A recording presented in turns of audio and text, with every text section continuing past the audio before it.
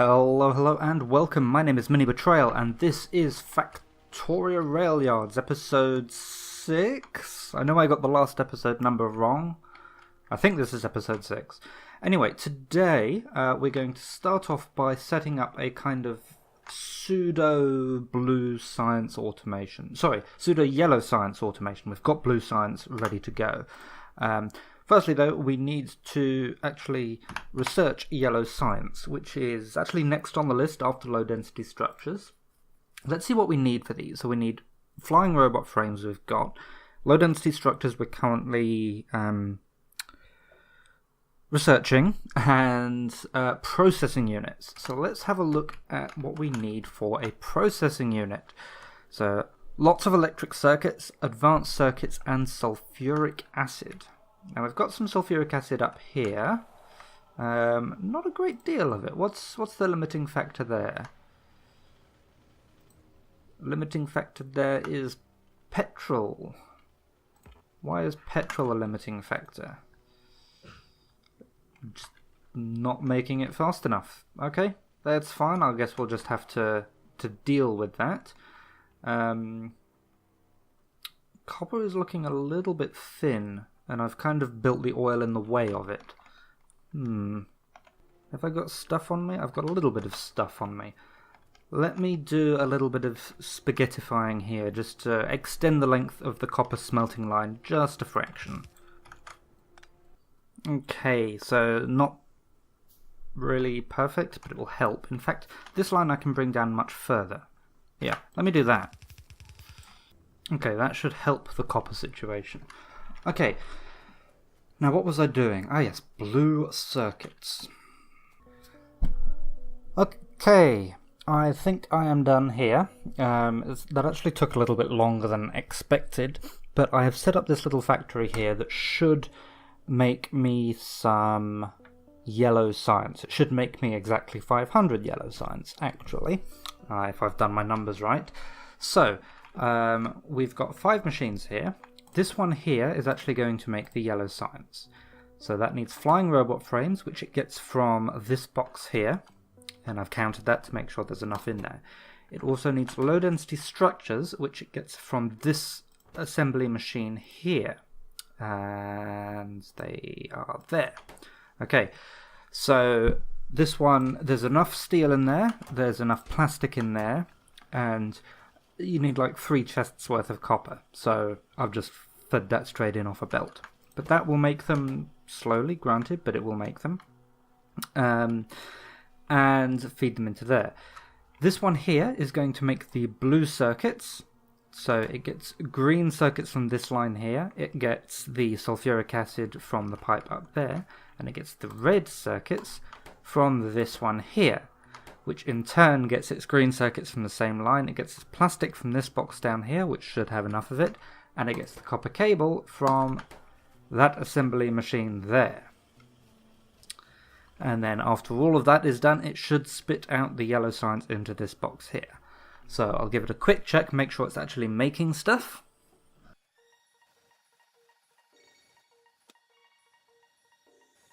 Okay, we are making yellow science. Good.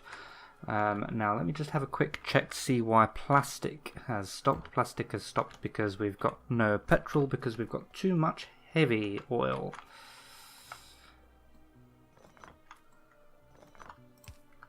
It's a total cheat, but I'll do that. That'll keep us going for a while. Okay, now I just want to do a quick tweak down here. Let me pick up some of that. Whoops, that's far too much. Let's pick up like 2 stacks of that. I want to... So at the moment I've just turned all of the copper or the green circuits going up to that. In fact, what I actually want to do is send half down to the normal bus, but I want to prioritize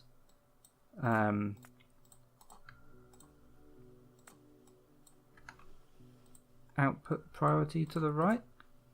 Okay, you don't actually click the switch anymore, you click the names. Okay, so that'll make sure that's always fed. Excellent. Okay, now that's going to take forever. in the meantime, is there some more basic science we can do? Okay, I've filled up the research queue with some basic red and green science. That should let things keep going and should give us an opportunity to build up a little bit of blue science as well, which we will need. Okay. Now, I'm not sure what to do next. Give me a moment. I'm going to do a little bit more exploring, because if you look at the map, the pollution has once again gone out of our line of sight, so I want to make sure we're not about to be attacked by biters. Woo, that was a bit close. Okay, so I have done some scouting. I've pushed as far as the biters in each direction, and there are some truly uncomfortably large biter bases out there. I suppose I did put up the size and frequency quite a bit. In terms of ore patches, we've got fair amount of iron around, so 37 million there, 55 there, 20 if we get over that way, 29, 25, 13, and there's another big one down here which I didn't fully reveal. Not much in the way of copper. There's 13 there and 29 up there. Found another big oil patch down this way, so 6,500 compared to, well, we've got 7,000 at the moment, so the one we've already got is actually a little bit better. And nice big chunks of uranium around as well. 23 million, 14, 8.7, 16. This 8.7 one looks a little bit like an apple. I had nothing else to say about that. And a couple of chunks of stone around as well. And this also gives us an indication of how far we can push our pollution. So, in terms of like pure distance, we're maybe 2/3 of the way there. So I guess we'll see how that goes. How are things going over here? Not surprisingly, waiting on the low density structures. Okay. Can I make speed modules yet? No. Actually, they are in the research queue. Maybe I'll bump them up and fill that full of speed modules. I still can't click and drag to rearrange the... Alright. Sure. Okay, that's going nicely. Blue science is almost backed up, although I will need 500 of them, so I might put a buffer in. I'm not sure about that. Plastic has stopped again. What is it this time? Too much light oil, because we're not using light oil, because we're not using solid fuel, because the blue science is backed up. Let's put a blue science buffer in.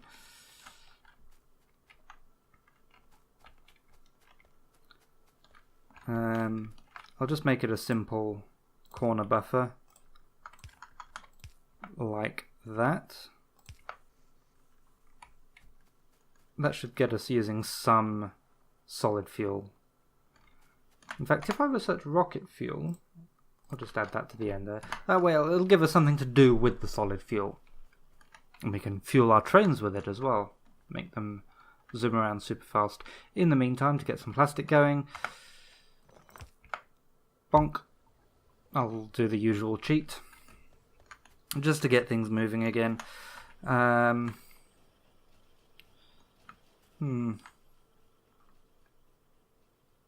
I should put down some more labs. There we go, I've doubled the number of labs, which is...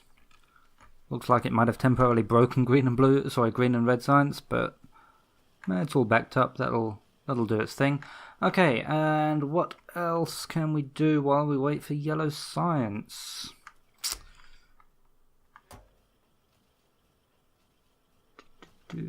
Maybe I can make another one of these? Okay, I have tweaked around some of the science orders to get myself some speed modules a bit faster. But these ones can have 2 in it, so let me make 4 speed modules, and I'll pop them straight into these machines here, and that keeps running out of copper. Unsurprising, really.